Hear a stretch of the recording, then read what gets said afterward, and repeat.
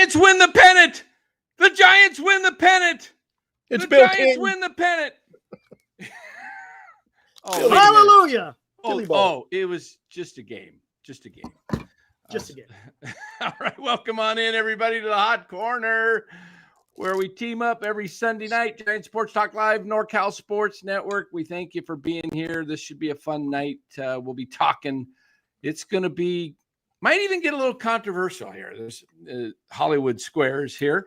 But yeah, let us thank the sponsors of the show, Chapman Law Group, located in Marin. For all you people who need an attorney, give Chapman Law Group a call. They're over in Marin, as I mentioned. They're at 415-613-9483. You got a personal injury case, give them a call. You need documents prepared, give them a call. They can help you out. Chapman Law Group. Let them know NorCal Sports Network sent you. And Duxwell Printing for There you go. Duxwell. Look at that. He nailed it, man. Dan nailed it. Duxwell Printing, signatures for soldiers. We got Genesis IRA, Genesis Gold, if I'm not mistaken. Duxwell Printing, Dan already got it. And then when you want your credit card, Glenn, who do you call? My wife. I mean, bettercreditcards.com. Better credit cards. Oops. Oh, that's a good one. That's a good one. Good now. Wait till after the show. Honey, can I have the credit card, please? I'd like to go watch the Valkyries get blitzed again by the. Here we go. Wait a minute. Who'd they get rolled by? Oh. I read the headline. I don't even know any of the teams. Atlanta Dreams, the Dream in the league. Oh well, yeah, they're 22-12, but hey. 18-16 is not bad for an expansion team. I just got to say that's pretty dang good. Great. She'll probably get Coach of the Year. I mean, they were expected to win. Like I said 4, Dan. Oh, I thought they'd win 4 games. I think their total was 8, like 8.5 games. Expansion stuff. So they're gonna make. Are they gonna make the playoffs? They're right on the border, right? They're on the cusp. Well, I think they got to beat. It's going to be between. Oh, they're going to be in tough because them in LA. They got to get past. They got to get past, what do you call them? The Fever. I tell you what, though, I'll give Glenn credit. He was on them from the very beginning. You didn't think they were going to be very well. Stay with us, senior. We're done. You were right there. You were right never gave there. Up. Never gave up. The only team I give up on is these freaking San Francisco Giants. Because now we're getting into it. Thanks, Eric. Thanks, buddy. Because Joe Lacob would never allow this fiasco to continue and fester for what did I say last night, Eric? We had more of a conversation. Amen. I'm going to pretend we're in church. Decade. Preach it, brother. Preach it, brother. Mess. A decade of madness over at Giants. We won a game today. My phone was lighting up at Diana Ross. We won. I'm like, same thing, Dan. Did we win? Like, what do we win? Big prize given out today? Or what do we win? We won something big. No, we just won a game. So it's like all hell breaking loose because we won a game.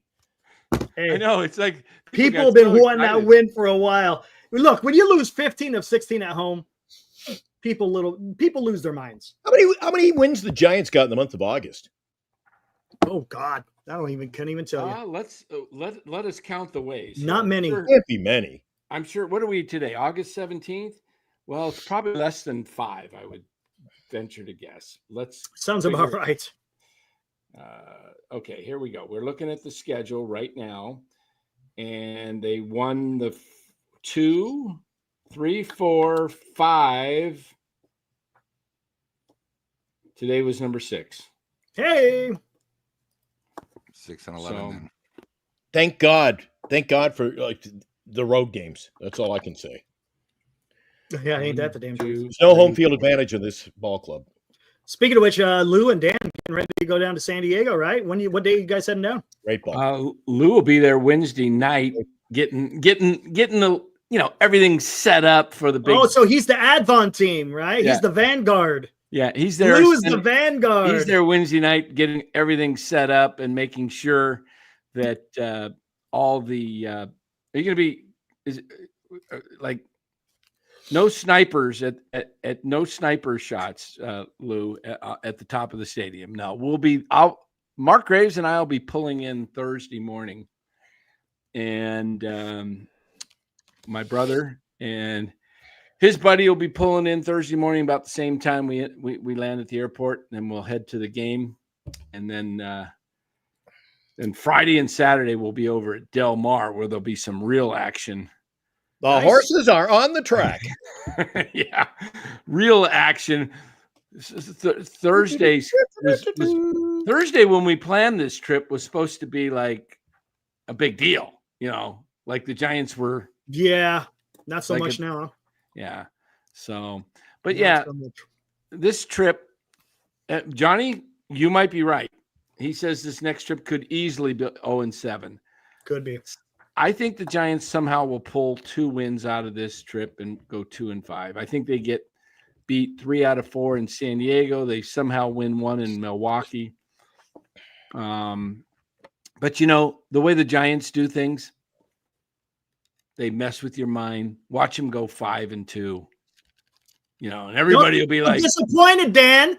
Don't feel so disappointed. What is? And they may go 5-2. Well, why would I be disappointed with that? Because it'd be like the girl in high school that said, "Oh yeah, sure, I'll go out with you.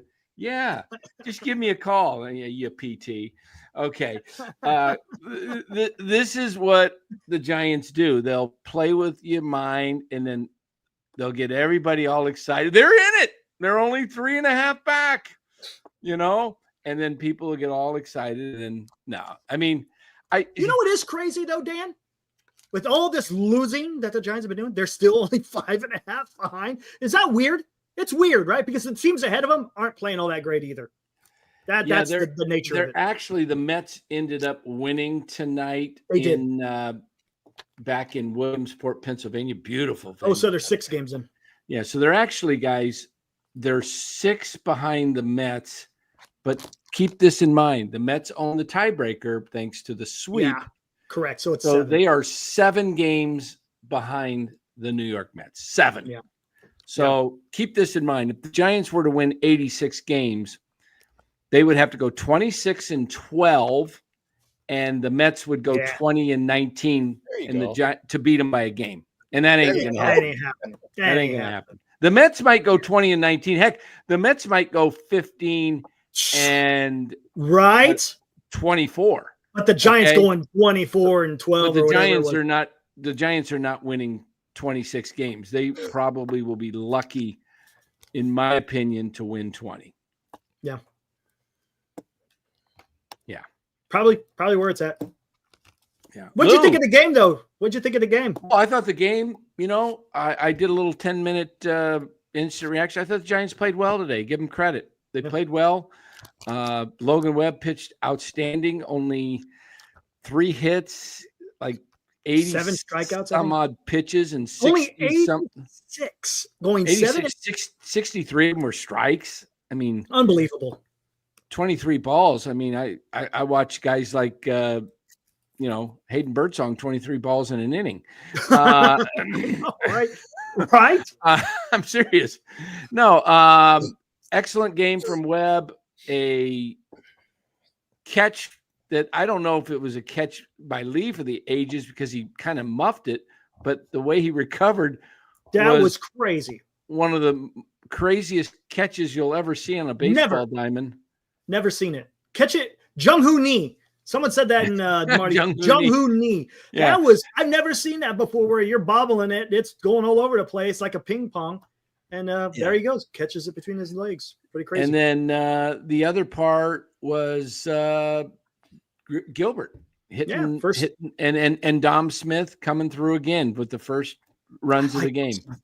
2 outs. He gets the big knock. Think about this. If he doesn't get that hit, we still might be playing. It still be 0-0. Oh my gosh. I can feel Lou's energy building up. I see it. I feel it. Hey, you gave him a little Diana Ross before the show. I think he's feeling good. I think he's feeling good. I think Glenn is about ready to go. What's on your mind, Lou? First of all, Giants got very lucky today because this was a 12-game road trip where I don't think Tampa Bay cared. You know, they had a 12-game road trip last game. They're finally going back home. I mean, that's pretty brutal. You know, we always talk about the Giants. Look at their road trips. Try going on a 12-game four-city road trip. Okay. Second of all, I don't know what it is, but, you know, I listened to the radio today and I listened to Bill Lasky and his show. I mean, does he live in fantasy land? I've never heard of more fantasy land situations and excuse central. You know, they talk about Chapman and his injury, saying that he's been playing with this for like a month. Will you guys cut the bullshit? What they're trying to do is they're trying to cover his bad season. You know, if you look at the back of his baseball card, he's doing the same thing he always does. But what I don't know what it is. I think the Giants pay people off to make their guys look better than they really are. Because now they're saying, oh, well, he played with it earlier in the season. And then now this. It's the same thing. Oh, maybe it was Devers back. I noticed how Devers back all of a sudden when he's hitting, all of a sudden got good. I'm sick of the excuses. I mean, the Giants are like excuse central. They have a product that's very average at best. They don't have a plan, and they got lucky to win today. If you were on the hot corner 6 weeks ago, we told you the second half of the schedule was brutal, absolutely brutal. We're now going to San Diego where they just got swept by the Dodgers. The Giants might win the first game of the series. If not, they're getting swept. Then they're going to Milwaukee, who's the best team. Then they come back where they're playing the Cubs. They'll be lucky to not be 10 games below 500 by the end of the season. And if you look, hey, I give Koss a lot of credit because this guy's actually showing up and he shows he wants to be on this team. But everybody else is nothing. You know, I mean, today they were praising Jung-Hoo Lee. I don't understand. He's a decent player, but people are making him like he's our MVP. Okay? Jung-Hoo Lee is an average guy. I know he's coming up on maybe a year and a half in the majors, but he's nothing special. I keep talking about this team, except for Ray, who they should have traded because he's going to be 1 year left next year, and Webb. There's nobody on this team, except maybe Devers, that would even be on the top 20 of any other team in the league. We're very 4A players. That's it. You know, Adames, you know, he just got here. He's still learning the ropes. Come on. The guy's the highest paid Giant of all time. Be a leader, not someone with excuses. And I think this team, when they come back from the road trip, are going to be what we're going to be talking about. You know, next Sunday, hey, guys, it was a good road trip. Because I'm sick and tired when I hear these Giants, it was allowed out. Because the guy hit it to center field. That's allowed out. Come on, Krug and Kipe. You know, be professional. Just say what you really feel. This team is average at best. And it's 4 years where the last day of the season, they're making sure they have the golf for the following day. Glenn? Lou, I'm glad you were boosting up the ratings on KNBR today because I cannot listen to the radio anymore. And it's one thing, hey, you on your channel are pretty negative. And I call it like it is over with Eric and I'm not afraid to. But my God, it has become unbearable listening to the call of the game on radio and, oh, come on, ump. This is a bad call again. Stop with to piggyback on what you said. Another reason for more excuses. It's always the umpires. It's always the umpires on Giant broadcasts. That's why I listen when I watch the games on the MLB package. I watched 2 of the 3 this weekend on the Tampa Bay channel, and I learned more about the Giants team on the Tampa broadcasts than I do about the Giants on our own team, our own broadcast. I find it's just so melancholy over there. Like you said, allowed out. No, he was out. He was out. Like, why is it all going to be all like, even outs are being glorified by this organization. I see in the chat, oh boy, I'm going to be on a roll again tonight. I'm just warning you. You got guys in the chat last night in our channel. It was unbelievable. Unbelievable. My wife had to talk me off the ledge afterwards because it was out of freaking control. We even had one guy last night say if a team doesn't have a winning record for 3 years, they should be forced by Major League Baseball to sell the team. And that's when I said, I had to wave the white flag and I go, I can't do this anymore. This is getting ridiculous. People talking about, I'm getting texts today from some of our fan favorites, guys who are always there watching the shows. And they're talking about Dominic Smith. Is it? Oh, he's the great. He's got to be back. I said, this is a team that's already got 6, 7, 8, 9 hitters. We don't have room for more Dominic Smiths. I don't know about how you guys feel. I've said it before. I'm not changing my. This is a team that lacks quality players. We don't have an abundance of. Where's our talent? And I'm not making it. Hey. Some guys like to. We were guys in our chat last night. They love the Devers trade. Love it. I go, well, yeah. If you love guys who strike out 35% of the time, he struck out like 70, something like 79 times this season as a Giant. Why do players go to the Giants and can't hit? You can explain it. I can't. You can try. There's just one problem after another. Eric and I had talked last night with our chat. Eric, about how do we, I said, burn it down, tear it down, destroy it. I think Buster Posey should not be in the position he's in. I'm all in on that now. And somebody said to me today, they go, yeah, but he's learning on the fly. I go, that's why you got AA affiliates and AAA affiliates. You want to hire a new manager? Well, don't hire some guy off the street. You got to develop them. What has Buster Posey developed in the front office? He can't have a guy learning on the fly and lose for another decade. Some guys think you've got to build through the draft. That I totally agree. And Eric and I think we agree in that. You got to have young players. In the last decade, you name me, where's all our draft picks? Where's all this young talent we're supposed to be developing? I don't see it. Ramos shouldn't be terrible. I asked Eric, and he agreed with me last night. I said, would you, Eric? I said to you to start the show, I didn't even want to talk about last night's game. I said, Eric, if I could call you up and say, I'll trade you Ramos for Chandler Simpson. And of course, Eric, no. But if you're a Giants fan, I would do that trade in a heartbeat, right, Eric? You said, I think you said you would agree with that, right? Yeah, I would do it in a heartbeat. Again, this whole, my whole rampage tonight all goes back to Giant fans love their players, love the organization, love the Star of Bethlehem always shines down on Buster Posey. He can do no wrong, but I don't see him do much right. We talk about him pulling off the Devers trade. I don't read a lot into the Devers trade. He calls up, you want to move him? Yeah, we're begging somebody to take the contract. There wasn't a lot of hanky-panky and wheeling and dealing to pull that off, in my opinion. I want to see moves. The trade deadline, it really didn't exist. What do we do with the deadline? We got young guys. Well, I don't see much development in this team.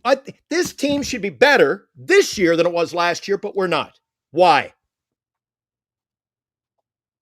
That's a fact. The team should be better than they were last year. There's no doubt. Ramos hasn't hit a home run in 5 weeks. Yep. There you go. 5 weeks or so. He hasn't hit a home run. Jeff Young put a good tweet out there talking about how they're approaching him. And he's going to have to adjust back. And that's one thing. Let's go back to Jung-Hoo Lee. One thing I'm liking about Jung-Hoo Lee is he looks like he's adapting.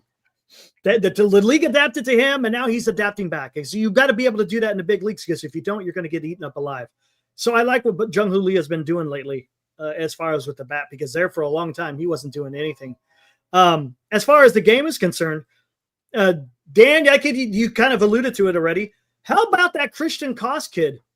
I kind of like what this kid is doing. And to be honest with you, I think he should be getting, when Schmidt comes back, and I'm guessing it's going to be back here probably in the next couple of days, have him at second base. Oh, yeah. Him at second base instead of Fitzgerald. Scrappy player. He gives a good at bat. until he's proves himself not to be an everyday player, you just let him play. Yeah. And eventually he'll come down to earth and he'll prove that he's not an everyday player. Because if he was really, really good enough to be an everyday player, he would have been up in the big leagues a few years ago. Sooner. Correct. Yeah. Correct. So there's a reason. How old is he? Like 27, 28 years old? He's a little bit longer than the tooth. Yeah. Yeah. So look, while he's hot, play him. And on this team, he's a good utility guy, but Glenn's right. This team is average. I don't hear anybody talk about this at all on the Giants media circuit, which is kind of large. You've got radio and you've got podcasters all over. And what I constantly hear is how close the Giants are to, if they would just hit better and if they got that extra hit, this is, you could say that until you're long in the face. The problem is the reason they're not getting the extra hits is because they got guys that just strike out. Look at Adames and Chapman and even Devers, to the point, like Glenn mentioned, he's striking out a third of the time. And then you bring up Grant McKay. Are you serious? You're going to bring up Grant McKay to this lineup and stick him in the lineup with Bailey and Adames and Chapman and Devers and Ramos and the only guy that really doesn't strike out a lot in the lineup is Lee. I mean, why would you stack your lineup with 6 to 7 guys that can't get a hit? I mean, not just get a hit, but even make contact. You want to know why the Giants only score 1 run or no runs at home and they lose 13 of 15? Because guys are coming up with runners in scoring position at times and they kill the rally. Strike out. Okay. And then the next guy pops out and get innings over. How many times have you seen it where this team has second and third or bases loaded, nobody out, and they don't score? Because you got too many guys that strike out. You got to build, Buster's been talking about in the offseason. We want to be younger, we want to be more athletic, and we want to find guys that make contact. Well, then why is Grant McKay all of a sudden up? Why is Matos not getting those at-bats? Look, I understand Matos might not be the guy, okay? But my goodness, at least he will make contact. Grant McKay, and I'm having fun with his name. He obviously is McCray. But look, the guy strikes out close to 50% of the time this year. And how do you, at some point, you got to look at the front office. Hey, you can't blame Melvin for that one. You got to say, Buster, you're responsible for putting the roster together. Melvin's responsible for putting the guys on the field. But why are you bringing McCray up and not letting Matos at least play so that you could say, you know what, Matos isn't it. We're moving on from Matos and sayonara after the season. But you know what? What happens if Matos all of a sudden happen to get 50 games in, which he's not, and maybe he would have had a chance to prove himself. But the Giants don't think that way. They don't think outside the box. They did this to Ramos constantly. I mean, Ramos, the only reason Elliot Ramos made the All-Star team last year was, one, he knocked the door down. He proved himself. But it wasn't because the Giants thought they saw All-Star in him. No, they had to wait for Slater, Lee, and Conforto all to go out within a matter of days apart. And they, by default, brought up Ramos and said, well, we don't have any more outfielders. We'll just let him play. And they were not high on Elliot Ramos. I guarantee you. He was the first outfielder sent down from spring training in the 24 season. Like 2 weeks in, he didn't even get to play many preseason games. They were like, boom, Elliot, you're going to minor league camp. That's what they thought of Ramos. Okay. So don't tell me the Giants no talent. They don't. They don't, and I'm here to tell you they don't. They were not high on Casey Schmidt. They gave Tyler Fitzgerald the opening day job in the winter before he even got to spring training. Casey didn't even have a shot to earn a job. Neither did Matos. It was all given to Yaz and Fitzgerald. And look, Casey Schmidt, would you guys say he's probably the most improved player on the team? Yep. Without a doubt. Without a doubt. He's the most improved player. And almost by a fault, though. He's a guy who's gotten a chance. Could Matos have done that? Could he be that? We don't know. We'll never know. We'll never know. We'll never know. And, you know, and Dan, to what you're talking about with the strikeouts, I think what it is, it's not necessarily the strikeouts. It's when they strike out, right? Because you look at everybody strikes out today, man. You name it. Go look at Aaron Judge. You know what his career strikeout percentage is? 27.7, but he's Aaron Judge. You know what Willie Adames' career strikeout percentage is? 27.1. Shohei Ohtani, 25%, right? So, again, are they different players? Absolutely. But the strikeouts are there. It's part of the game, unfortunately. And do I like it? I don't like it. I like to see a little bit of action in baseball. I'm not all about the monster swing. Unfortunately, that's kind of where we're at today in today's baseball. So as far as the strikeouts concerned, it's more about the situational. And I hate that because how many times have we seen that with Giants baseball when there's runners in scoring position and you need to get that hit? What do they wind up doing? Either striking out or popping up. That's all they do. And that shit pisses me off. Just Eric, like any other Giants fan. You got some thoughts, Eric, sorry, about Bob Melvin. We've talked about it. I also want to get Dan and Lou's thoughts, but is Bob Melvin on the hot seat? It doesn't appear. I'm not hearing any, that, he's out the door.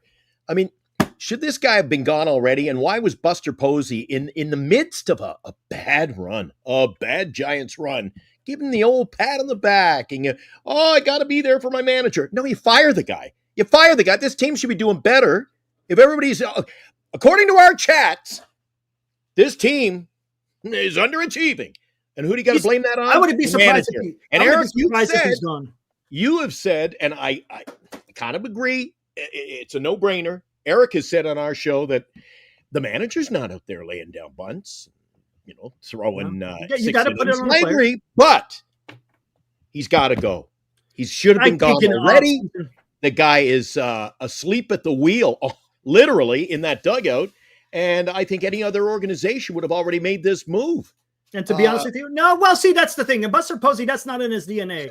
He's not a guy that's just going to go out there and freaking fire from the hip. He'll wait till the end of the season, and then he's going to take care of business. You tell me, Eric, why did he give him a pat on the back? Why did he give him a pat on the back when we were losing? I think he's just trying to motivate to a certain extent, to show him he's got their back. And you know what else it does? It also shows the players, hey, this guy has got the guy's back, even though we're sucking, right? He's not out there burning bridges and burning everybody down, because you don't do that as a president of baseball operations. You don't go out there and start shitting on your guys. You just don't. Leave that to us. We'll take care of the shitting, right? But as a president of baseball operations, he's got an organization to run. And if he goes out there and just acts like a total maniac, well, guess what? You think that's going to attract free agents? You think that's going to attract another future manager to come here if you're going to see your president of baseball operations act like a freaking fool? No, they're not. So I think their move will be made, but I don't think it's just going to be done in season. I see it happening. Gives him a pat on the back, and you say, he doesn't want to shit on the manager at this point of the season. So why do I feel like he's just bullshitting the fans? He's bullshitting us. I got to give him a pat on the back. Posey is not a bullshitter. Posey is not a bullshitter, man. Come on. Posey is not a bullshitter. If there's one thing, look, Eric, he went on KNBR and said that I've signed a shortstop. He's a superstar. He's not a superstar. Look, he's just puffing his guy up. If that's what we're going to look, if we're going to hang decisions on the president of baseball operations because he's using freaking adjectives that probably don't fit, well, then we got a bigger problem at hand here. That's what I'm trying to say. Well, there is a big problem. We've got guys running the team who shouldn't be in this position. Listen. If you want to fault him for using the wrong word, yes, I would agree with that. But my God, the guy played for freaking, how many years did he play? 15, 13, something like that. The guy was an MVP. He won 3 World Series. He was Rookie of the Year. He was Comeback Player of the Year. He understands what it takes to be on winning baseball. Now, that being said, does that mean automatically he's going to be the best president of baseball operations? No. He's going to have, look, just like with any human, right? You're going to have faults. You're going to have missteps. But his intention is to want to build this Giants to be a contender. It doesn't happen overnight. It doesn't happen in 1 year. It may not happen in 2 years. The 3rd year, maybe you start seeing something. If it happens before that, then that's fantastic. Right? How are they going to rebuild it, Eric? How does Buster Posey rebuild this team? How do you turn this thing around? Easy. You hit on in the offseason. You hit on your drafts. And if you can get some trades, you get some trades then. Then he's going to be a freaking genius because none of those 3 things have happened in the last decade. We're out there pulling Posey hasn't been the president of baseball operations for a decade. We're talking about 9 months. That's it, 9 months. You cannot. It's impossible. It's impossible to build a team. He's been in the job 9 months. He's literally been in the job 9 months, which means to me, he's the wrong guy for the job. I hire experience, I'm going to get my buddy who's part owner in to try to turn this around because he was a good player. That's not, I want the talent to sit in that chair. Hey, I'm paying you to do the fucking, I'm getting wound up, to do the job. I'm hiring you to do the job. It's not an in-job training session. Get me the guy who can do the job. Okay, that's fair. What say you two? Sorry, we left you out there. We got on. Dan, you want to go ahead about the Melvin thing and then tell us your thoughts, and then I'll go. Well, yeah, I know Glenn collects baseball cards and memorabilia. Have you got this card yet, Glenn? I love that one. I don't think I got that one, man. I don't think that one is high on the. I got this one yesterday. Okay, I got Wilmer, but I don't got no Seymour bombs. Carson Seymour bombs. Okay, I didn't know if you had that one. Okay, no. All right. Where are we going? Where are we going with this? Where was I was? We went on Bowmel. We went on Posey. Okay. Melvin's got to go. I mean, I hate saying that because you don't want to see people get fired, but no, I don't want to see them get fired. And people. And, like I said, I've met Melvin. I've met him twice. And he's a friend of my brother's. So all that stuff but you have to put relationships aside and say, what's the best thing for the organization? This is all about results. The results are abysmal, not just the win-loss record, but the way they lose, the way they play. And you have to say, the buck always stops here, right at the top. So I think you just got to go out and get a younger, more manager that's got some more fire in the belly that will hold these players accountable. And I would definitely move there. The whole thing with Buster, look, I have an issue with Buster on a few things. One, he hired a guy, Zach Menaeson. I don't know if you guys heard this. I was trying to get this interview. In fact, give me a little time and I'll play a little clip from KNBR from Zach Menaeson this past week talking about how he's still learning. What? You're going to admit you're trying to learn certain things? That this is the problem. This organization, in my opinion, was set up the wrong way. And I said it. Dieter Kurtenbach was on my show in the off season and said it. Look, Buster put himself as president of baseball ops, no experience. So what that means is if he wants to bring a general manager with experience over, he can't because it's a lateral move because you're going now, if you would have hired a general manager to take over as president of baseball ops, Buster could have just been executive vice president, whatever title he wanted to give himself, and be over him. But he hired himself as Pobo. So now he can't just get a general manager to come over. It's a lateral move. He's got to get an assistant general manager, someone who's never even been dealing with actually the day-to-day operations of what a general manager does. And so he goes from within, and there was plenty of really good candidates that were available as far as that had assistant GM experience much longer than Zach Benayasin. So, and the other thing I don't like about what the Giants did, look, I have nothing against Zach Benayasin. Good guy, seems like, nice guy, fine.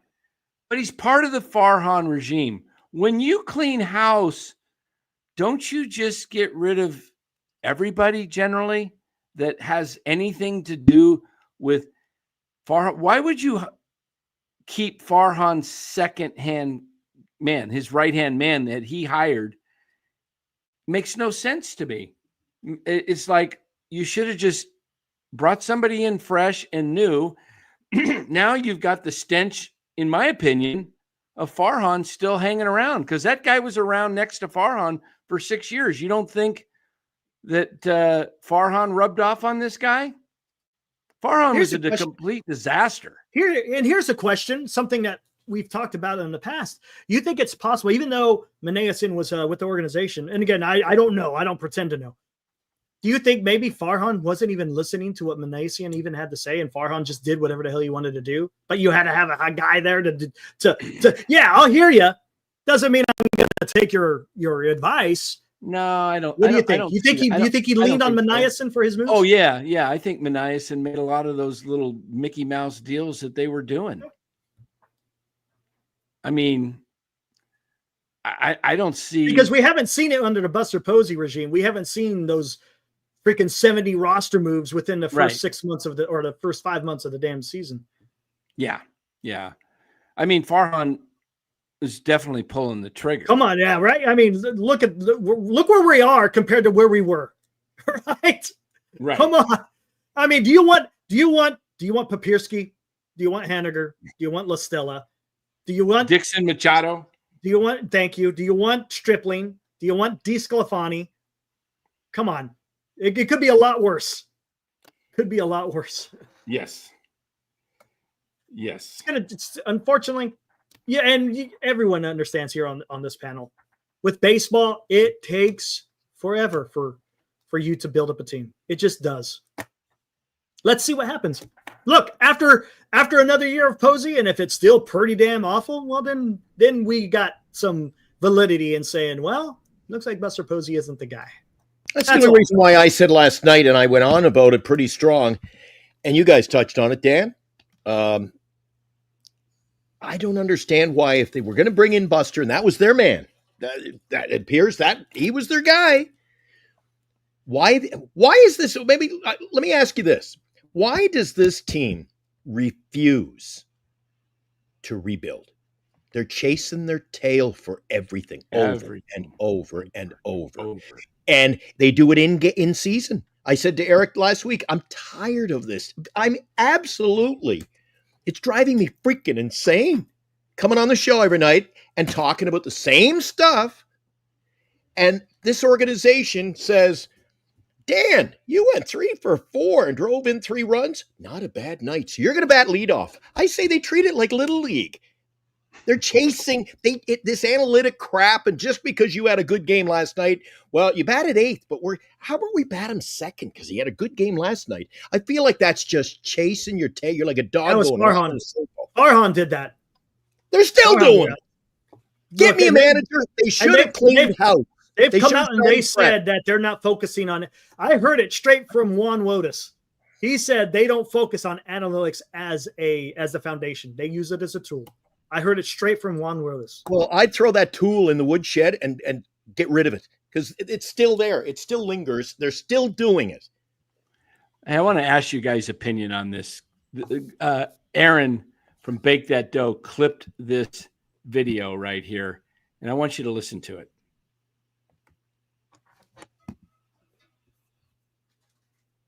This is, oh, Did hold it on. open in a new window? Is it? Oh, yeah. I need. It did open in a new window. Let me pull it up here. This is courtesy of KNBR with Kerry Crowley. Thanks, Aaron. Aaron's always out there getting stuff, man. Let's see if I can pull it. Where? How do I? Where does it go when it? If you hit it, it should open up another window, and then you could share that screen. You should be able to do that. Okay, let me share. Let me share this screen now. If you hit share, you might have to hit window or something, and it pop. Yeah. Window. Share screen. Wait, where did it go? You got to make sure it's up on the. Yeah, it's weird. You got to make sure it's up and then go back down. It's. I've never done it like this one where it actually. Yeah, there you go. Wait, if you want to, hey, retweet that back to me. It's on my Twitter. Just go to my Twitter. Oh, hold on. Let me go there. I don't know why I can't get that. This was fascinating to me when I heard this. I was like, what? You got to be kidding me. Oh, wait a minute. Is this it? You got it? If you got it, let me know. No, I don't. You got to play it from my Twitter. Where the heck is it? It's under. How long ago was it? Just posted it just 2 minutes ago. There it is. Okay, here it is. There's a clip. Let me hold on 1 second. Window. Now, where's it at? Is this it? Yes, that's it. Here we go. I think you spoke something that probably every person around the organization feels, and that's wondering, what can I do differently in this type of a moment? And I wonder, what have you thought about over the last 2 weeks, 3 weeks, over what maybe your philosophy evolves? What could change in your mind? What can you do better or think about, in terms of roster makeup, in terms of player acquisition? Do you think that this informs the way that you do your job moving into the future? Yeah, I mean, I think we're still learning. We have 40 games left, quarter of the season. And that's a lot. That's a lot of games. And so I think I'm still learning. There's certain things that definitely have crossed my mind that at this point in the season, I just don't know how productive those things would be. But it's more about. Yikes! There's the general manager of the Giants. Not good. You're a leader. You're a leader. That is not good. That's not good. You don't want to hear your GM talking about learning. Learning, and he sounded so passive. Like, how does that guy? He sounded confused. He sounded confused. Like, this is why Buster needed to hire somebody that was more experienced in the game. And you got Buster Posey learning. You got 2 men on the job learning at the highest level of the front office. Yeah. That is a huge issue, guys. Isn't Bobby Evans an advisor? Isn't Jeremy Shelley an advisor? So he's getting pretty good advice from these guys, right? Isn't Bobby Evans an advisor to Buster Posey? Yeah, he is. I don't know how often he's there, honestly, I don't know either. But this is not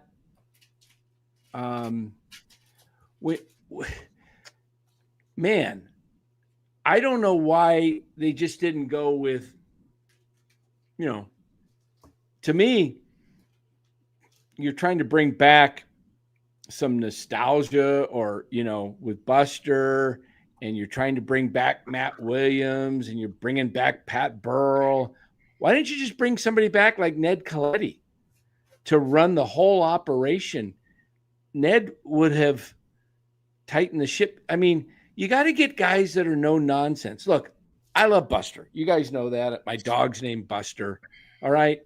I personally think he might be successful on this job, but I think it's going to take a lot longer than a couple of years, because you're dealing with sharks in the water and they smell blood at trade deadlines. And guys like AJ Preller go out and make big moves, and Dave Dombrowski, and they'll make big moves. And what do the Giants get? Jose Budo.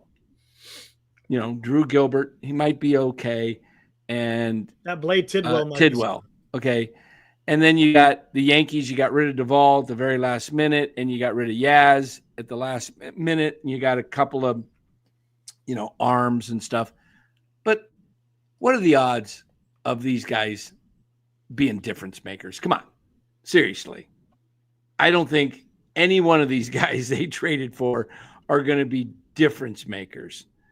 They might be complementary pieces, but complementary to what? That's the thing. Matt Chapman is a complementary piece to a great team. He makes a good team. Matt Chapman would make a really good team a great team. Matt Chapman makes a mediocre team average. And that's what he did with the Giants. He made a mediocre team average because he gave him great defense, but he's batting right in the middle of the order, and he's the heart of the team. He's the centerpiece of this organization when it comes to promotion. It's all about Matt Chapman, right? And what is he? He's just an average player who can't knock in runs. And the Giants now put him on the IL, like Lou said, I think, to make it look like he was injured, because what other excuse do they have for 44 RBIs? He was fine in Pittsburgh when he was hitting home runs and he was, look at Matt Chapman. Remember when he got hot on that road trip and he started hitting? No problem with the hand then. Comes home, can't even hit the ball, and all of a sudden it's the hands giving him a problem. Well, maybe take it for what it's worth. Ron Lotus said, this is before he even went on the IL. When he was talking to everybody, he said Matt Chapman is hurting. He's playing through pain. So take it for what it's worth. This is coming from Juan Lotus. Maybe he is, but you know what? He hit fine on the road trip. Yeah. Maybe he aggravated it after. Who knows? Yeah. We don't know. Is Ron Lotus still employed by the team in any way? Yep. Or just what's he do? He's a roving coach. He goes between San Jose and Sacramento. All right, guys, I just wanted to make two comments. One is, let's remember the time that Buster did the Melvin extra year, okay? He literally had made the trade. 2 weeks later, the Giants got swept at home by Miami, and they lost 2 out of 3 to Chicago. If you guys remember, it was like, oh my God, what the hell is going on? We made this huge trade and we got swept by Miami. Now we're going to the worst team ever, Chicago, and we lost 2 out of 3. Then we went to Arizona and lost the first 2 games. So I think Buster, because I think Buster's did a desperate thing. Let's give Melvin next year so he didn't have to worry about it. If you notice, after that, they won the next 2 games in Arizona. They went 7-3. But since they went 7-3, I think Melvin has lost the team. I think none of these coaches have any respect from the players. I think one of the big problems, and again, I'm just speculating, is the language barrier. If you ever notice, they don't hang out together on the dugout. You have the guys that speak Spanish one side. They only give high fives to themselves. The other people go by. They've lost respect to Matty at third. I think when the Giants hired Buster, they went by a name because they were desperate. So Buster, instead of really interviewing, if you remember, got the job, says, I'm going to take a while. A week later, he promoted within. Okay, so he did that. He tried to do all this. Again, what do you think of this comment, Lou? Yeah. No one outside the org wanted the number 2 role, and you had to have a shotgun wedding. Yeah, that's exactly. And I think it was desperate, just like, them loving Yaz. I think the Giants, what they got to do is clean house. Get rid of all these coaches. I don't want Melvin back. I don't want Matty back. I don't want Pat Burrow. Okay? What you got to do is forget about 10, 12, and 14, guys. That's a decade ago. Baseball has changed. Stop getting these asshole guys that used to be with us, and I'm calling them assholes because they're unemployed and we're bringing them on. Why? Oh, because they were good for us 10 years ago. Baseball has changed. We have to get people that know what the hell they're doing. We get guys. Yeah, the guy played with us 2 years. Why did we hire Melvin? Melvin was not a great player. He's never been a great manager, never won the big one, but he's from the area. I don't give a shit anymore if they're from the area. Get this area code crap out. Get guys on their way up. That's what the Cubs did when they were having problems. And do me a favor. You know, I think you got to blame a lot to the ownership, and you got to blame Larry Bear a lot, because you know what? Everything they've done since the last decade has been safe, right? I think Devers, this is exactly what Buster said. Oh my God, we finally have a chance to get a hitter. It's only going to cost us $250 million. We only got to pay $175. Next year, there's really nobody on the free agent. Guys, we got to do it just because we need something. If you remember, the Giants, when they made the trade, that was that Sunday of the Dodger game. Giants were tied for first place, basically. But they had to go for the bat. And I think a lot of these decisions this year have all failed. Everything has failed. You know, now Devers, I like as a bat because he's the one guy when I see him at bat, they're going to take a chance, and he looks like he can actually hit the ball. These other guys can't, you know, but I still think there's a major problem. You know, you can't use the excuse anymore because it's not the ballpark. Devers still is going to lead the team in homers. It's not the ballpark's too small. He still hits the opposite way. You know, I just think overall the Giants have to adapt to the new type of baseball. Okay, hold on real quick. Yeah. Yeah, go ahead. I'll tell you what, and Aaron's talking about this here, talking about the winning blueprint. Knows only 10 to 15 years old. Game is much different. Well, guess what happened back in 2019? Who did the Giants hire? Kapler. Kapler and Farhan. That was the new way. That was the new way, right? You know, when you date a girl and she lets you down, you just don't say, I'm not dating any more girls. There's other people. Of that generation, you got to remember, Farhan never had that job. What Larry Bear did, being desperate, is he goes, oh, my God, he was an Oakland A's and he was a Dodger. Let's get him. It wasn't like other teams were after him. Okay, but you know what? Do you notice the A's aren't doing Moneyball anymore?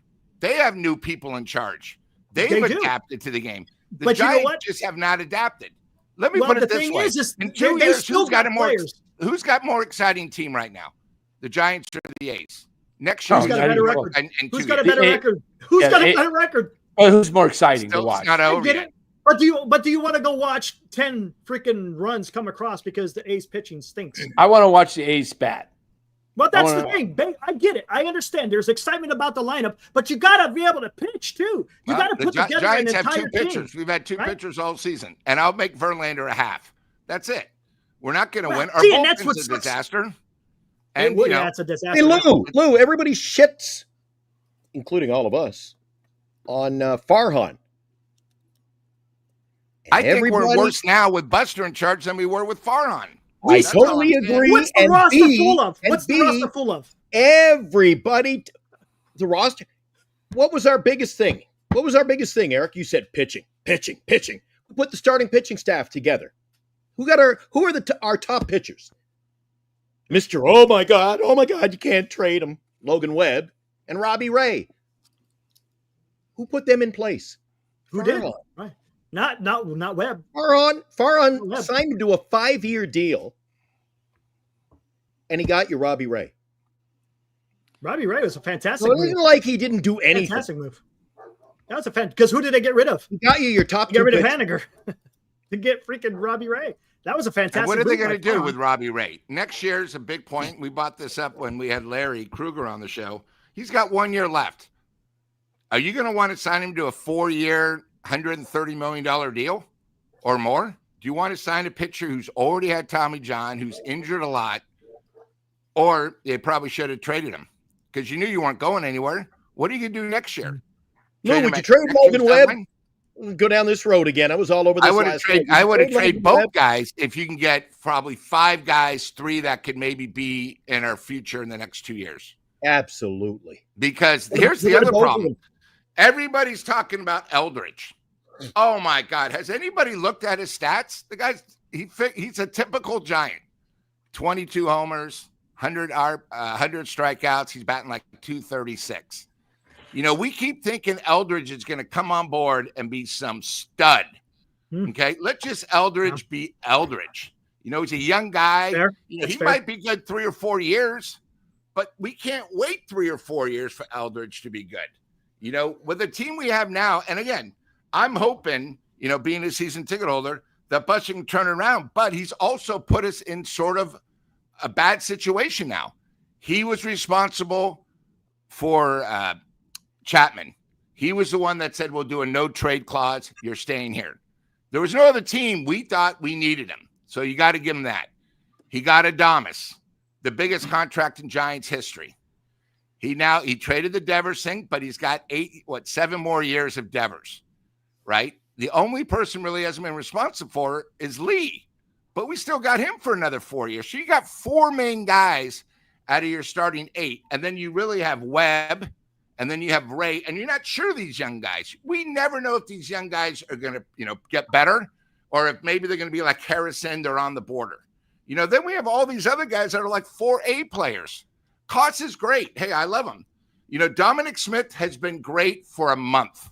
Okay, a month. I don't think he's going to be an everyday player, but he's been clutch, which is something that I think we've really been missing. But how is he going to do it when it's a whole season?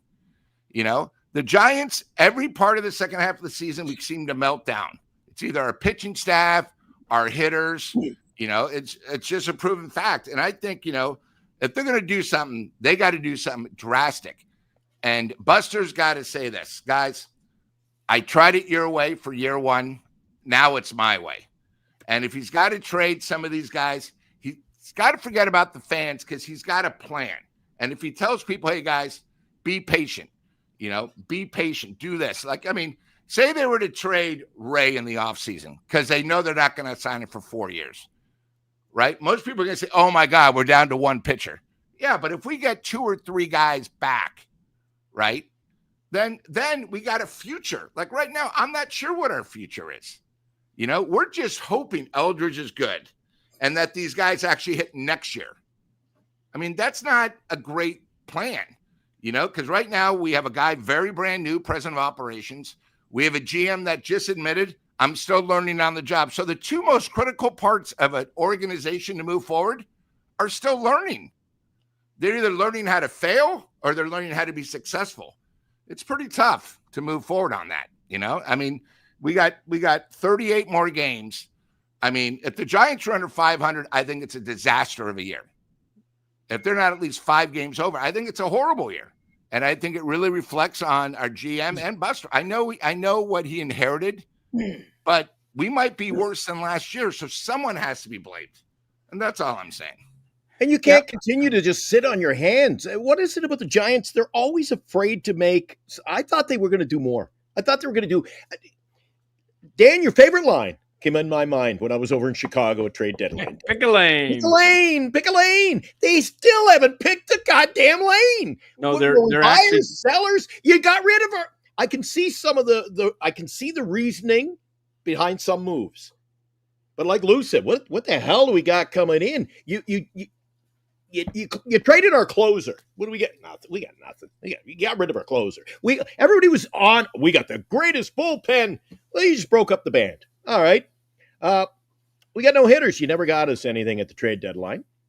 You didn't deal a pitcher. You didn't a starter. So I don't know what their trade deadline was all about other than, well, let's just get rid of a few guys. I tell you what, maybe I'm missing something here. I think Buster Posey made a significant move. I think for some reason before the trade deadline, he did go out there and get one of the best hitters in the league, right? At a bargain basement deal. Yeah, I really didn't trade for him though. He took on the salary. It doesn't matter. He got it. He got matters the to me. deal I'm talking about trades. What matters to me? I'm talking about trades. No, you're talking about moves. You preface it. What has Buster Posey done? And he's done something. Look, you can't get everything done. Everybody was saying that it wasn't. Let me go here. You can't get everything done at the trade deadline.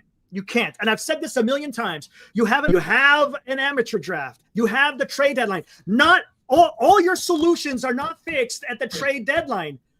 Yes, it is nice to be able to do something at the trade deadline, but you also have an offseason international draft and an amateur draft every single year. There's new guys coming in. You got to draft. Are you and sure? You got to develop. How the hell did the Giants win their 3 World Series in 5? That was 10 years ago. That was no, 10 it doesn't years ago. matter. Eric, It doesn't matter. I haven't seen listen. draft. I thought we missed the last 10 let me finish. How did they get these guys? How did they get Brendan Bell? How did they get Brendan Crawford? How did they get Tim Lincecum, Madison Bumgarner, Matt Cain? How did they get those guys? Did they trade for them?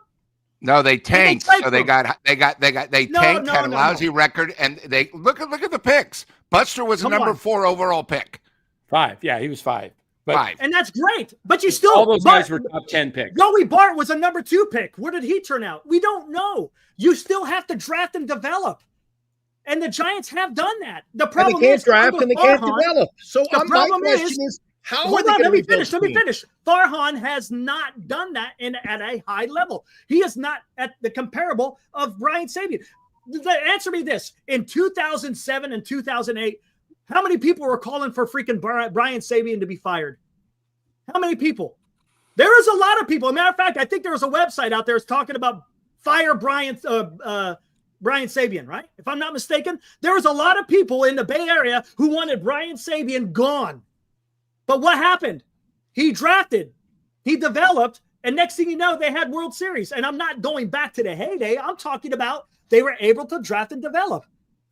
That's all I'm saying. You can do it, but it doesn't always revolve around just trades.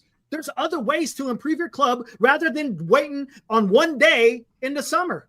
But you're not going to get there. You're not going to get there. You can't develop and you can't trade and you can't bring guys in free agency. The only guys we got in free agency are Willie Adames and Matt Chapman. You signed Matt Chapman to 6 years, and talk about the back of a baseball card. How many RBIs did you say you got, Dan? 44? 44. Look, you got 6 more years of this, boys. Better get you fasten your seatbelt. It's going to be a long ride. It's not going to be pretty with Adames and Chapman because his team is not pretty. Adames can't hit the breaking pitch. How many? He just constantly strikes out. That is a fact. And Chapman can't seem to hit the ball. Once he gets 2 strikes, if they make it look like a strike and it breaks out the zone, he's swinging, missing. Look, part of the issue is, and it goes back to what Glenn was saying when I said pick a lane. The Giants are back in the middle. Okay, those guys that all you mentioned that were drafted, Eric, Posey, Lincecum, Cain, Mad Bum, Crawford, Pablo, Giants Belt. were in the top 10 in the picks, so they were getting at the top of the picks. Remember, when Brian Sabian took over this team in 1996 in the winter, the first thing he did was trade Matt Williams, and everybody flipped out, and he got Jeff Kent, Vizcaino, and you know why he traded Matt Williams, though, right? That's what I just said. He traded Matt Williams. Yeah, because of money. Oh, because of money. Right. He needed money. They couldn't pay Ford Bonds and Williams. Correct. But look what he got back. Everybody thought he didn't know what he was doing. Mm-hmm. And the famous line, I'm not stupid, all that. Okay. So from 97 to 04, the Giants had 8 winning seasons. Then the team got old. And what'd they do? They started losing from 05, 06, 07, 08. As they were losing big, they were getting lower draft picks. As they got lower draft picks, they rebuilt the organization with the core. All those guys were part of the core, which then he added Pence and Scudero and, pieces here and there. And let's not forget Brandon Belt was part of that draft class in before, when they were losing. So then they win. And then what happens? You win for 6-7 years. You get old again. What do? Larry Baer kicks out Brian Sabian from the organization, basically. Says, we don't need you. We got our 3 world championships, whether it was a personality deal. But what you do is Sabian proved he could rebuild again. He's already done it twice. He took over a team that was crappy in 95 and 96. He built it into a winner. It got old. It started losing. He replenished, built it, and then they booted him out the door, and they bring in Bobby Evans for a little bit. Then they bring in Farhan. Mm-hmm. All right. So now how are they going to do that if they're in the middle and they're drafting 15th, 14th, 13th, 17th, 18th? You got to get those guys in the But top. Isn't it true that you can find guys? I mean, Mike Trout, where did they draft him? You're going to find a needle in a haystack at times. You're going to do that. Yes, you're going to find you gotta have what you got to do. You got to have the guys in place. Have a good draft every 25 years. You can't that is a problem with the team. Let's find, I always say it's polishing turds. Let's find that needle in a haystack. That is giant mentality. It doesn't matter whether it's free agents or signing people in there or getting the draft. Let's just find that needle in a haystack. Give me good players. And if it means trading, there's nothing wrong with trading for guys who can step in and play. Baltimore was primed for the picking at the trade deadline. Yeah, it was. Everyday players would have come here. You can make the right trade. And when I say rebuild, I'm not talking about always you tear it right down to the bone. You can rebuild by getting me players who weren't drafted that long ago, but can play today. And this team, I'm just tired of the signing Matt Chapman and his 40 RBIs and not having a first baseman for half a season and a catcher who can't hit from either side of the plate. It's a freaking mess, and I can't wait to just start fresh next year. I'll say this, Glenn. We go back to Posey. Look, it's his new first year. He's learning. I get it all, and he's a franchise icon. Look, most ex-great players, most of them don't make it and become great executives. Very few. There's a couple. There's a couple that stand out. I think Elway did okay with the Broncos, but Derek Jeter was a flop. Wayne Gretzky was a flop. Michael Jordan was a flop as an owner, and all that. It's just rare. So this guy asked the question here. I don't want Bob Melatonin. Wait, that doesn't make sense. I don't want Bob gone, but I think he means I do. I want Melatonin, but how about you list some names as replacements? Okay. Done it already. Talked about Yadier Molina. Talked about it quite a bit. Yadier Molina. Skip Schumacher, former Marlins manager, would be pretty good. How about Nick Hundley with the Texas Rangers? He would be good. You got to find guys that are younger and have some fire in the belly. You can't have guys that are part of, the old game. The game has changed. Do you notice how much the game has changed with the new stolen base rule? And you remember Melvin, look, it's like he hasn't caught on yet. It's like, when do the Giants run? They don't run.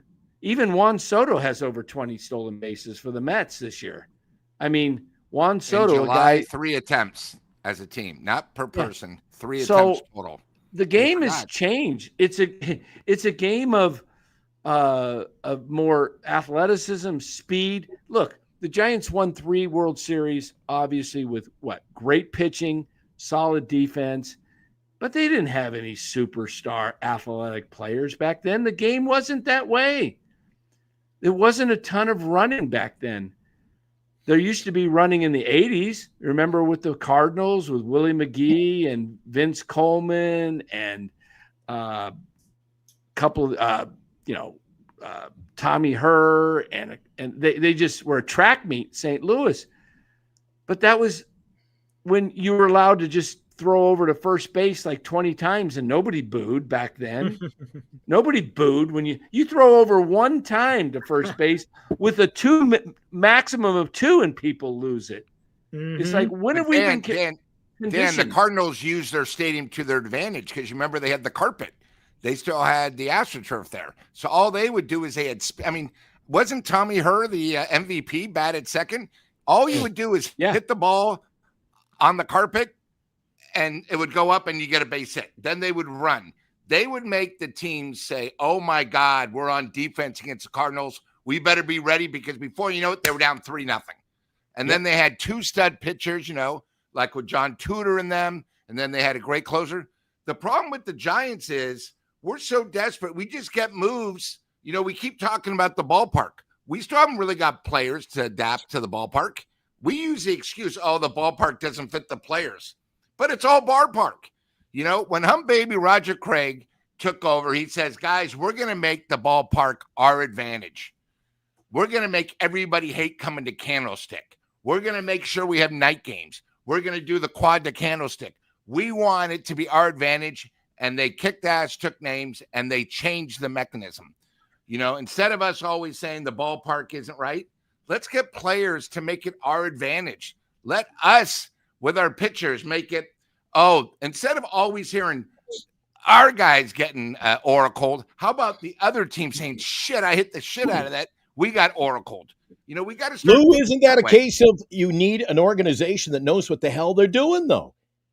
Wouldn't you love, I asked Eric last night, would you not love, and I watch them all the time. I watch them all the time because I love watching them. I would love to see Tampa Bay play their 80 games in our ballpark for home games. Look what they did Friday night. They create runs. 3 straight base hits the opposite way. Baseball. 3 hit batsmen, base hit to right from the right-hander. Next pitch, a right-hander hits it to right field. 3 base hits. They don't pull it. They go with the ball. And before you knew it, the Giants lost on Friday night. And this was after, if you remember, when the Giants had the bases loaded and nobody out and couldn't score. So, it's 2 different things. Dan brought up a great point early in the season. What Buster should have done is go to someone like Tampa Bay, and say, who's your VP or, general manager a level down. Find out the guy makes $400,000, offer $1 million, say you'll be our GM. Because I don't understand how teams with 1/3 of the payroll, every year Tampa Bay is in the toughest division in baseball where people are spending money and they're always right there. It's amazing. Go after those guys. Why haven't we considered maybe one of Tampa Bay's old managers? I'm just throwing stuff out there, but we got to stop doing, hey, it's Eric's second cousin. I know the guy wants a job. Let me get him at first base. We got to hurry up. We got to hurry up and get out of here because Eric's. This is a triple header for Eric, but he's got one more show tonight at 11. Military History Chronicles tonight at 11. Everybody, Eric is. My God, man, all over the place. That's all I'm saying. We got to start thinking that way. And Eric's I know the Giants gone are on vacation and. And I know the Giants are happy with the attendance, Glenn, but they have more giveaways than I've ever seen anybody ever give.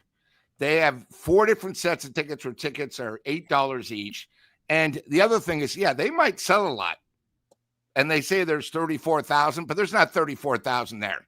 It's maybe 25 at the most. And, it's just one of those things where I don't really go by the attendance. Because I'm at some of these games and I go, are you kidding me? 38,000. The upper level is completely empty. It's always the bleachers, and that's it. They announced last night, that there was a sellout, which again, that really set me off before we even started our show, Eric. Hey, what sellout is this crowd? I didn't think there was 13,000 in that stadium. Wow. And then talk about, I would love to know. The Valkyries do everything right promotion-wise. The Giants, what a clusterfuck. They had to have do you know what they did last night, Lou? What was the giveaway last night? Because I know it was a night game for a reason. No, last night it was what do you call their Tuesday night? It's those ugly-looking unis. It's City Connect on a Saturday night. City Connect on a Saturday because we've got City Connect concert night. Oh, with that girl I've never even heard of. What the? Sweetie or whatever her name was. And every second word was MF this and you end this. And I'm like, who the hell picked this kind of a show? It's the same person that did the, as I tell one of my favorite things, when the Dodgers are in town on a Saturday night, let's do a Bonds bobblehead. You know, we can do that anytime. It's just some of the things, and I don't know everyone that's in charge, but some of these decisions just have been sort of whacked. You know, it's done a DEI concert and CSL. I didn't think about that, but I've never even heard of the girl. How about get somebody from the city, you know? And it's one of those things where, you know, I'm just a little bit let down because I guess, you know, maybe I took a sip of the Buster juice. I expected more, and it's just another disappointment. And Lou and Dan, Eric, you know, it seems like baseball is chasing a young demographic now. The young person. Because the money's died. Obviously, with that concert last night. All the money's died. Yeah, well, you know what? I'll tell you something for my what I do on a daily basis. My job in radio, the young people, they don't have the spending power. Sell the product to the people who have money. How does a team make money? How does a team make most money? They're going to sell their boxes. Their prime seats like you've got, Lou. The 9-year-old's not buying a box seat. You got it. It's poor. Giants baseball, Lou. Nothing like it. Thank God. Thank God for that. Oh, that's great. The Kovac says radio's dead. Yeah, well, I make quite a fucking hefty living off of it. So thank you very much. I want to make a comment on this Los D. What does this stat tell you? With Tommy Herr hit 8 home runs and drove in 110 RBIs. What does that tell you? That means the guy can hit. That team going. Yeah. Guy put the ball in play. Put the ball in play. Hard to knock in runs when you're striking out, isn't it? Hey, and let's not forget the guys ahead of him had to get on base. Yep. For him to get those RBIs, guys ahead of him had to get on base. That's why the Giants need. That's a number 2 hitter, by the way. Number 2 hitter with 110 RBIs. Number 2. All right. Let's take a look at RBIs here. Let's take a look at these RBI leaders in baseball right now. And let's see if you can find. Now, Devers is 11th, believe it or not, 81. But didn't he come over here with like 58 or 59 with it? Yeah, he got 58, I believe. Okay. So let's see when we find the next Giant. We're sitting over here in the blue in the 80s. Okay, let me make this a little smaller. Let's see if we can find a Giant. Not New York, that's orange. Do we see any Giants on the list? There's Willie Adames 57. 62, the 57th. Let's see where the next Giant is. Flores, it was right below him. Flores is right below Flores, 61. Okay, where's the next Giant going to be? Is it going to be probably somebody like Ramos? Okay, we've got not on the page. Sorry, I'm not even counting Devers because he didn't do much of it with the Giant. Okay, there's Ramos. There you go, 52. 3. Jung-Hoo Lee, 46. He has more than Chapman. Chapman, 44. Okay. I mean, Patrick Bailey, there's a guy that does he even have 30 RBIs this year? No. There he is, 37. Oh, he does. Wow. Guys, we haven't even talked about Bailey. We haven't even talked about this team as far as coming back next year. We got people talking about the Giants being close. We got people discussing that they're still in the race. Yeah, technically they are, but they're 7 games behind the Mets, okay, with 38 left to play, and they've got to climb over 2 or 3 other teams, okay? So let's look at this. And they're scheduled the next 10 games, Dan. You can bring up the next 10 are huge, tough games. You've got 4 against San Diego, 3 against Milwaukee, then come home 3 against the Cubs. Let me get to these super chats before I forget. Fun Ton is $1. Thank you for that. Appreciate it. Rob Iman, $2. Ownership has to end the boys club mentality. Fun Ton again. Fire all the scouts. Your thoughts. Love you. I think you mean Dan, but Damn it. sometimes I go by damn. Yeah. What? Fire all the scouts. I don't know about all the scouts, but I would do a house cleaning. This is what I'm looking at, guys, for next year. This is the question that every Giant fan and everyone in the front office should be asking themselves. What's going to be different next year if we bring back pretty much the same club, minus, maybe an addition here or there, a subtraction here or there. But what's going to be different with Chapman, Adames, Lee, Devers, Bailey? I guess Schmidt would be playing, Ramos, and then whoever you find to play right field, and you got two pitchers in Webb and Ray, and maybe Roop. What's going to be different? Are we going to, all of a sudden, this team's going to start hitting the ball and not striking out? Because that's what you got to be counting on, is that they're going to change. But we haven't seen, this is who they are. This is who Chapman is. This is who Adames is. We know that because we have record of that. Okay. And you're playing in a different ballpark. So we knew Adames was not going to hit 30 home runs. I predicted 23. He might top that, but he's right at 19. But what's going to change?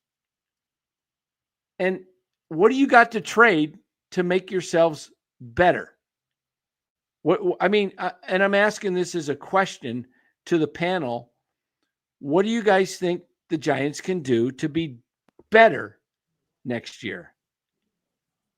Because I don't see it. I see, their hat just moved up today from 4th to 3rd, but I see them in 3rd or 4th place. I think 3rd place is their peak. I don't see them, they tease us every year with the first half.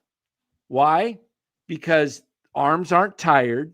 They can compete because they can go a half, and then their arms get tired. Their bullpen wears out because, look, when's the last time the Giants had 3 starting pitchers that you could count on? It was the 21 season. Yeah, it's been a minute. So where are they going next year? Because Verlander is going to be 63 next year, I think. I mean, are you going to bring Verlander back next year? Is Roop going to be, Ray's going to be on a expiring contract. Webb should be Webb. But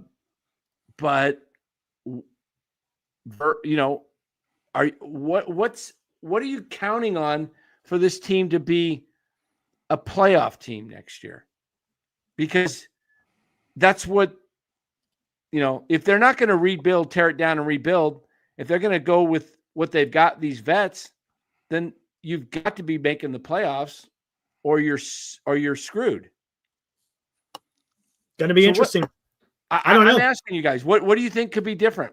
I don't know. I think Buster Posey makes moves. What those moves will be, I couldn't tell you. Because what pieces does he have to make big moves? Well, I think it's going to be made his big move. I think he might. Hey, look, they're only going to be 160 million in payroll with the CBT. Maybe they go out and buy a couple. Maybe they trade. Who they got to trade? We'll find out. I don't know. Eric, I want to say one thing that I heard, and I thought of you because, hey, I know you're a huge Giants fan and you want them to succeed. I heard today, not once, but twice on KBR from a couple of sports writers that they've been talking to Yaz. He's going to be a free agent. If they bring him back. No. Yes. No. Yes. No. Susan has been talking about it. He's going to be a free agent. Buster loves him. The Giants love him. And it'll probably only cost $8 million. Are you going to be, if that's their only move, because it's going to be tough to bring guys in. That's sort of what we're looking forward to. So Dan brings up a good point. Unless we sell some of our products and I'm talking big, where the Giants fans are going to be pissed off. Like maybe they trade Eldridge and somebody, to get somebody in return. But if not, you know, I mean, they'll pick up somebody like a Yaz who will come back. They say Tyler Rogers comes back. Rogers might come back because he's going to be a free agent.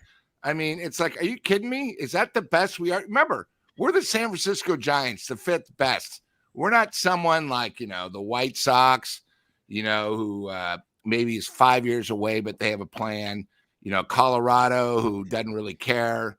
You know, Arizona, you know, they realize, hey, we got free agents. Because you got to remember, beside us trying to get other players, there's probably 7 or 8 other teams that are also trying to get players.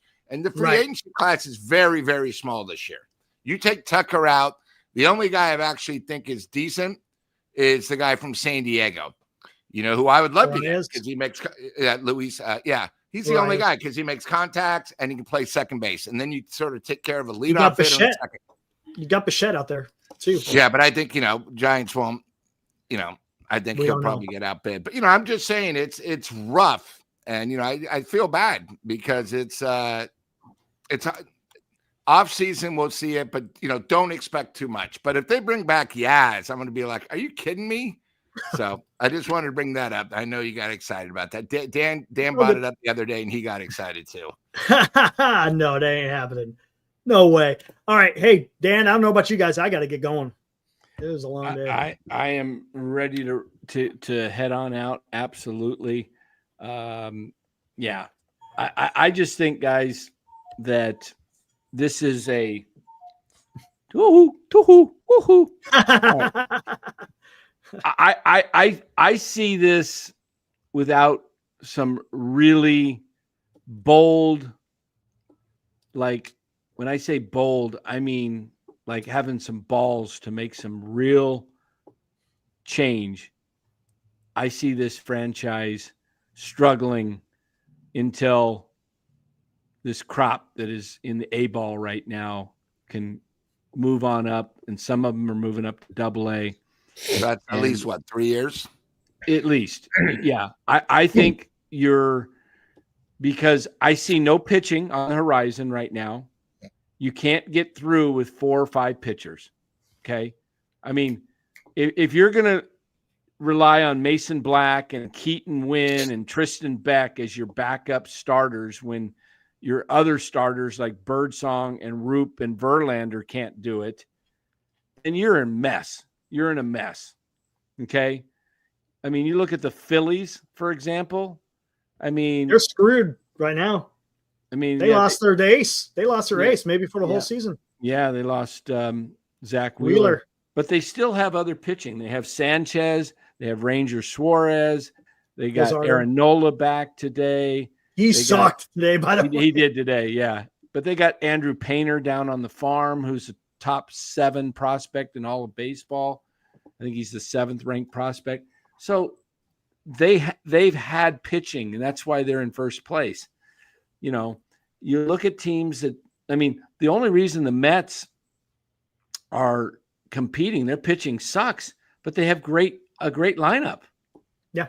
You know, the Giants lineup, they've got one legitimate hitter on the team, and that's Rafael Devers. True. And I think their second best hitter on this team, Dom Smith. Dom Smith. Can he prove it over time? He's been solid. Dom Smith, and believe it or not, it's Casey Schmidt puts the bat on the ball, and Jung-Hoo Lee has shown some improvement of late, but I have no faith in their 2 highest paid players, in Chapman and Adames. 0. Adames, I have more faith in because he's a little younger, but Chapman, as he gets older, he's going to start declining more and more and more. I asked Ned Colletti on the show the other night, what's the first thing that goes as you get older? It's the bat speed. You know, it's true of all of us. You know, you get older. Yeah, it happens. Things slow down. Things slow down. So I think this team is in huge trouble. And I left out Ramos too. I think Ramos is a pretty good hitter. You know, he struggled with the long ball we talked about, but you know, we'll see. We'll see. Dan, don't you think they put this team together almost in a win now mentality? You've got 3. Who signs 3 guys to an average of about 6 years? They have pigeonholed. They're in. I can't see them digging out of this mess they're in. Yeah. If they don't, Eric says, and I agree with him, they're not going to turn this around overnight, right? They're not going to turn this around overnight. But you got 3 guys who are locked in, and they are only going to get worse. And it can't get much worse. Whoops, I'm throwing things around. You can't get much worse than guys who are producing their 44 RBIs a season. I got to ask you something, Glenn.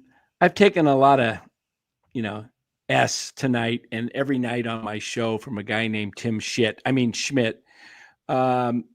Should I just 86 this guy for good? Every night he just comes into my chat and just. Oh, I was just going to mention to Eric that coming up on tomorrow's show, we might not have any viewers left. I got a laundry list of guys. All right. You know what? I think I'm going to have a little fun with Tim Schmidt. We're trading you. We're trading you, Chardall. I said the first thing I do in the offseason, we're going to trade Chardall to you for future. Tim Schmidt, you're going to have to come up with a new name if you want to come on to NorCal Sports Network. I'm sure you will. I've never seen him before. I'm sure. And all of a sudden, Anthony Merkovich is, we love you, Dan. Oh, he feels the heat. Anthony's fine, but Tim Schmidt, bye-bye. There you go. See, Dan, that's what. Never even heard of him. There you go. I've had enough of him. I put up with him for a week. I let him talk, but when he gets, he just gets too, whatever. Tim Schmidt's name is gone. He'll have to come back under another name if he wants. Yeah, he's Schmidt can. There we go, Dallas. All right, Eric, see you tomorrow night. Dan, I'm out of here, guys. See you guys. All right, guys. All right. Yeah. Let's get the heck out of here. Tim Schmidt is Mario. There you go. I think you're right. I think he is. I think it is Mario. What's his guy's name is? Trutanic. Yeah. Trutanic. Mario Trutanic, worst women's basketball coach in all of California. Mario. All right. With that, let's get the hell out of here. Guys, we'll see you tomorrow night. Hey, Dan, Lou, you guys have fun in San Diego. We will. All right. Take care. You too.